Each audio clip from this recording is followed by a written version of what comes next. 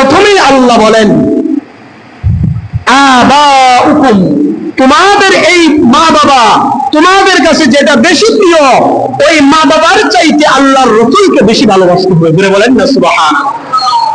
কার চাইতে বেশি ভালোবাসতে হবে? মা বাবার চাইতে রাসূলকে বেশি ভালোবাসতে হবে, মা বাবার চাইতে রাসূলকে বেশি মহব্বত করতে হবে। এটা কার ঘোষণা করে বলবেন? আল্লাহর ঘোষণা।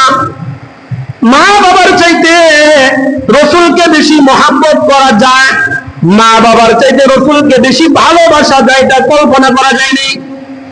হ্যাঁ, যে মা বাবার চাইতে আবার রাসূলকে বেশি ভালোবাসতে হবে, এটা কল্পনা করা যায়? আমরা তো কল্পনাও করতে পারি না। আমার মা বাবার জন্য আমি আমার রাসূলকে ছেড়ে দিতে রাজি আছি।